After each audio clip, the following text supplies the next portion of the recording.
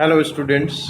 आज हम BSc first year chemistry second paper यानी कि ऑर्गेनिक केमिस्ट्री का जो फर्स्ट यूनिट जो कि सबसे इम्पॉर्टेंट है, general reaction mechanism and general concepts of organic chemistry, उसका जो टाइप ऑफ ऑर्गेनिक रिएक्शंस है उसमें पार्ट 2 के बारे में हम डिस्कस करेंगे।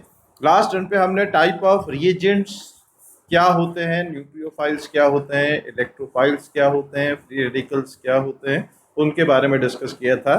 आज हम टाइप ऑफ ऑर्गेनिक रिएक्शंस के बारे में डिस्कस करेंगे। कार्बनिक यौगिकों की अभिक्रियाएं जो हैं वो कितने प्रकार की होती हैं।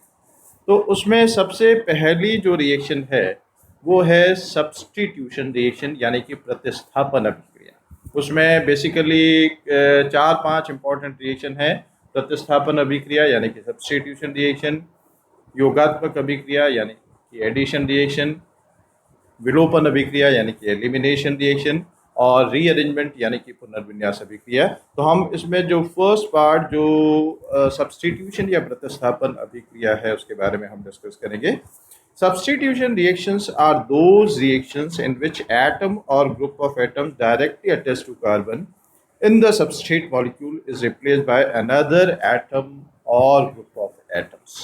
वह अभिक्रिया जिसमें कार्बन से जुड़ा कोई भी परमाणु या परमाणुओं का समूह किसी दूसरे परमाणु या परमाणुओं के समूह से प्रतिस्थापित होता है, तो वह अभिक्रिया प्रतिस्थापन अभिक्रिया कहलाती है। उदाहरण के तौर पर आर वाई कोई भी एक ऑर्गेनिक मॉलिक्यूल है। R is any alkyl group, Y is any atom और ग्रुप ऑफ एटम। इसको हम किसी अभिकर्मक ए बी के साथ क्रिया करते हैं। ए बी कोई भी परमाणु या परमाणु के समूह हो सकते हैं, तो उसमें आर बी प्लस वाई ए इस तरह का उत्पाद बनता है।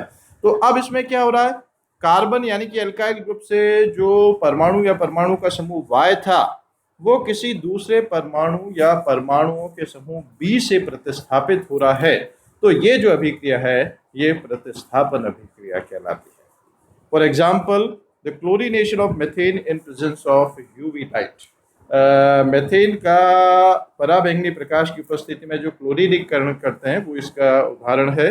जैसे CH4 मेथेन है, इसको हम क्लोरीन से क्रिया करते हैं तो CH3Cl यानी कि मैथिल क्लोराइड प्राप्त होता है। इसमें क्या हो रहा है, कार्बन से एक हाइड्रोजन की जगह क्लोरीन प्रतिस्थापित हो गया, तो इसलिए ये प्रतिस्थापन अभिक्रिया है। अब प्रतिस्थापन अभिक्रिया को भी आगे 3 भागों में वर्गीकृत किया जा सकता है। न्यूक्लियोफिलिक सब्स्टिट्यूशन या नाभिक स्नेही प्रतिस्थापन, इलेक्ट्रोफिलिक सब्स्टिट्यूशन या इलेक्ट्रॉन स्नेही प्रतिस्थापन, फ्री रेडिकल सब्स्टिट्यूशन या मुक्त मूलक प्रतिस्थापन।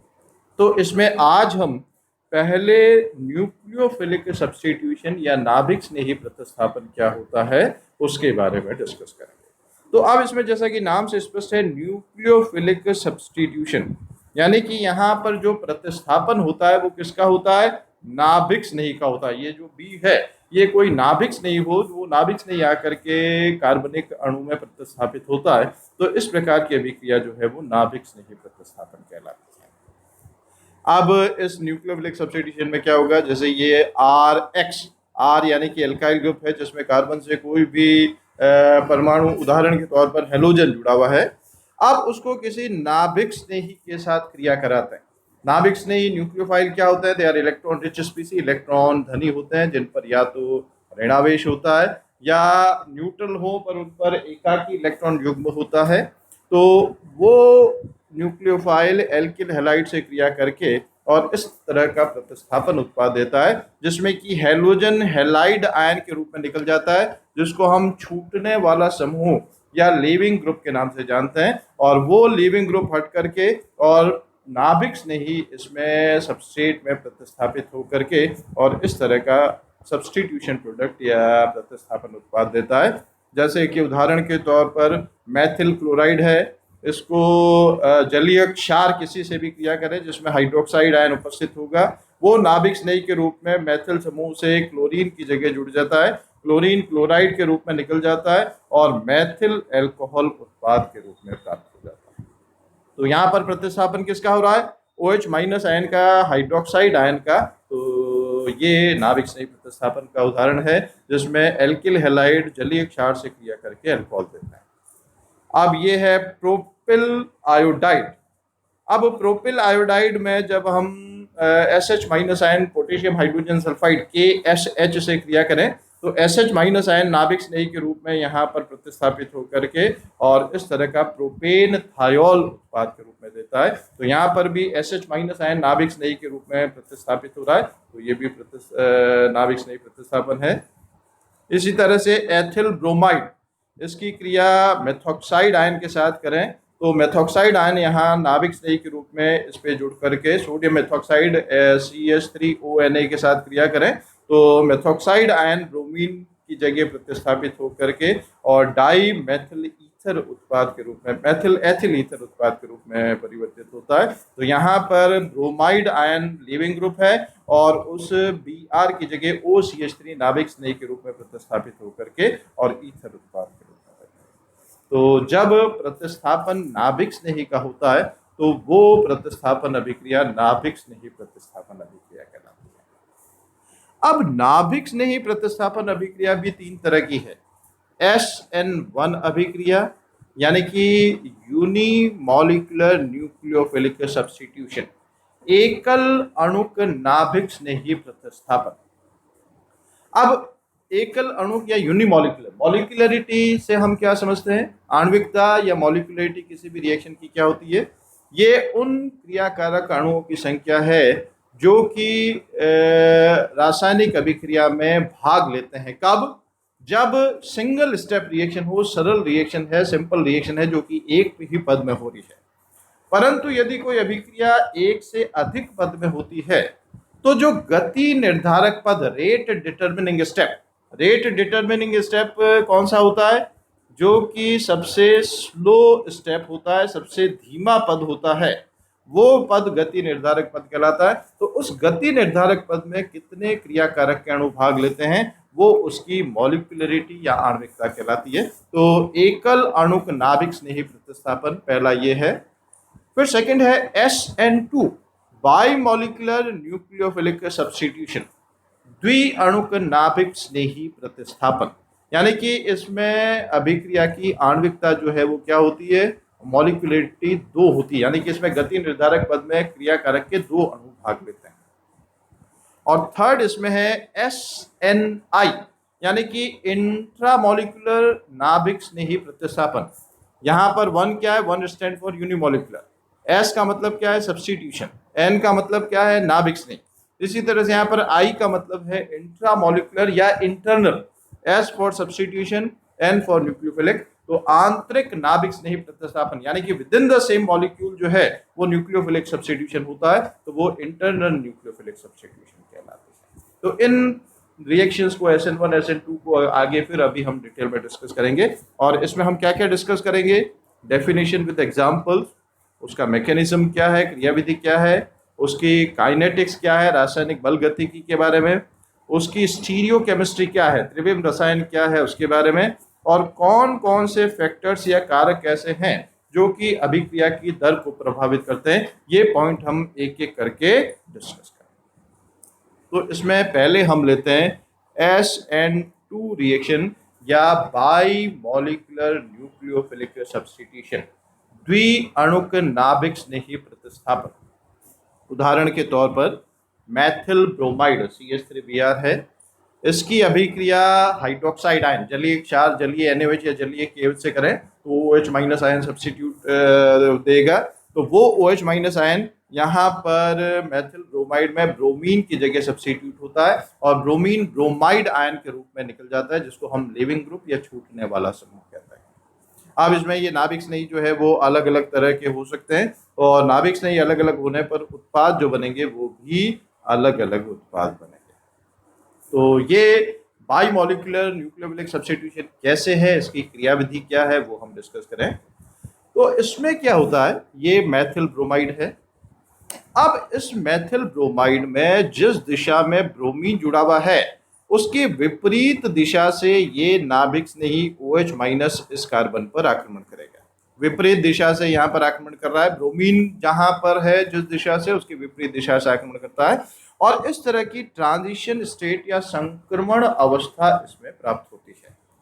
और इस संक्रमण अवस्था में जो निकलने वाला समूह है लीविंग ग्रुप ब्रोमीन और जो जुड़ने वाला समूह है जो अटैकिंग न्यूक्लियोफाइल है, वो दोनों अर्धबंधित अवस्था में होते हैं। ये जो बॉन्ड है और ये जो बॉन्ड है, ये दोनों आंशिक बंध होते हैं, पार्शियल बॉन्ड होते हैं। तो इसमें जो संक्रमण अवस्था है उसमें कार्बन पेंटावेलेंट स्टेट में होता है, उसकी जो संयोजकता होती है 5 होती है। और इसी कारण से ये जो है ये बहुत ही अस्थायी होता है, इसको हम ब्रैकेट में शो करते हैं। और इसमें एक चीज और है, इसमें simultaneous bond breaking and bond formation take place, यानी कि इसमें बंध का टूटना और बंध का बनना दोनों साथ साथ होते हैं। जब ये ट्रांजिशन स्टेट से उत्पाद में परिवर्तन होगा तो ये वाला बंध कार्बन और ब्रोमीन के बीच में बंध टूटेगा और इस कार्बन और OH के बीच में बंध बनेगा। तो बंध का बनना और टूटना एक साथ होता है। और ये जो उत्पाद बनता है इसमें जो OH माइनस की पोजीशन होती है वो हेलोजन जिस दिशा से जुड़ा हुआ है उसके ठीक विपरीत दिशा में होता है। The nucleophile and alkyl halide combines to form a penta-coordinate transition state। संक्रमण अवस्था बनती है जिसमें पेंटा कोऑर्डिनेटेड है, यानी कि उसकी जो वैलेंसी है 5 है।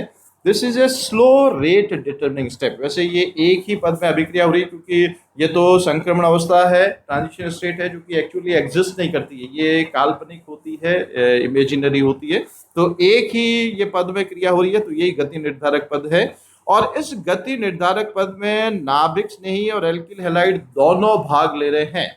तो इसलिए ये जो अभिक्रिया है ये क्या होगी, द्विअणुक नाभिक स्नेही प्रतिस्थापन, बाइमोलिकुलर रिएक्शन है, क्योंकि गति निर्धारक पद में 2 क्रियाकारक के अणु भाग ले रहे हैं, एल्किल हैलाइड भी और OH माइनस आए। तो अब इसकी काइनेटिक्स की बात करें, the study of rates of reaction is called kinetics. The reaction involves a transition state in which both reactant Rx and OH minus are together। तो इसलिए जो अभिक्रिया की दर है वो एल्किल हैलाइड की सांद्रता पर भी निर्भर करेगी और OH माइनस आयन की सांद्रता पर भी निर्भर करेगी। यानी कि यदि हम एल्किल हैलाइड की सांद्रता में परिवर्तन करें तो भी अभिक्रिया की दर प्रभावित होगी, और हाइड्रोक्साइड आयन की सांद्रता में परिवर्तित करें तो भी अभिक्रिया की दर प्रभावित होगी। It means the rate is dependent on the concentration of 2 species, that is alkyl halide and NaOH। जो अभिक्रिया की दर है वो एल्किल हैलाइड और NaOH दोनों की सांद्रता पर निर्भर करती है। तो इसलिए ये एक द्विअणुक अभिक्रिया है। तो इसमें जो अभिक्रिया है वो एक ही पद में होती है, सिंगल स्टेप रिएक्शन है। और इस सिंगल स्टेप रिएक्शन में एक संक्रमण अवस्था बनती है जिसमें निकलने वाला समूह और जुड़ने वाला समूह दोनों अर्धबंधित अवस्था में होते हैं। और अभिक्रिया की दर एल्किल हैलाइड की सांद्रता पर भी निर्भर करती है और आक्रमणकारी नाभिक स्नेही यानी कि हाइड्रोक्साइड की आयन की सांद्रता पर भी निर्भर करती है। अब हम बात करें stereo chemistry of SN2 reaction, क्योंकि द्विअणुक है तो इसको हमने SN2 नाम दिया। अब इसमें जो ट्रांजिशन स्टेट बन रही है उसमें आक्रमणकारी नाभिक स्नेही और दोनों हैं, और जो उत्पाद बन रहा है उसमें जो OH माइनस आयन की पोजीशन है या नाभिक स्नेही की स्थिति जो है वो बिल्कुल हेलोजन से अपोजिट है। तो इसमें जो है वो क्या होगा, इन्वर्जन ऑफ कॉन्फ़िगरेशन होगा, विन्यास का प्रतिपन्न होता है। हमने स्टीरियो केमिस्ट्री में पढ़ा है 12th लेवल तक भी कि उसमें R फॉर्म और S फॉर्म 2 अलग अलग फॉर्म होती हैं। तो अब इसमें जो आक्रमणकारी नाभिक स्नेही है उसकी पोजीशन हेलोजन के ठीक विपरीत दिशा में है। इसका मतलब उसमें यदि ये स्टार्टिंग जो कंपाउंड है उसका कॉन्फ़िगरेशन D है तो जो प्रोडक्ट बनेगा उसका कॉन्फ़िगरेशन L होगा। यदि इसका कॉन्फ़िगरेशन L है तो जो प्रोडक्ट बनेगा इसका कॉन्फ़िगरेशन D होगा। यानी कि इसमें इन्वर्जन ऑफ कॉन्फ़िगरेशन होता है। D रूप यदि है तो वो L रूप में, और L रूप यदि है तो वो D रूप में परिवर्तित होता है। The bond of the nucleophile is in the product is always on the opposite side relative to the bond of the leaving group in the starting material। जो आक्रमणकारी नाभिक स्नेही का स्थान है वो लीविंग ग्रुप या छूटने वाले ग्रुप से बिल्कुल ठीक विपरीत दिशा में है, तो इसका मतलब इसमें विन्यास का प्रतिपन्न होता है, जिसको हम वॉल्डन इन्वर्जन के नाम से भी जानते हैं। तो जब भी अभिक्रिया SN2 क्रियाविधि से होती है तो उसमें इन्वर्जन ऑफ कॉन्फ़िगरेशन होता है, विन्यास का प्रतिपन्न होता है। तो ये कुछ महत्वपूर्ण बातें हैं SN2 अभिक्रिया से रिलेटेड। अब इसमें कुछ और भी अभी बातें हैं, उसमें क्रियाशीलता जो है वो किन किन बातों पर निर्भर करती है और भी कुछ कारक हैं जो कि इसको प्रभावित करते हैं, तो वो अब हम नेक्स्ट पार्ट में आगे डिस्कस करेंगे और उसमें हम SN1 अभिक्रिया के बारे में भी डिस्कस करेंगे और तुलना करेंगे SN1 और SN2 अभिक्रिया। Thank you.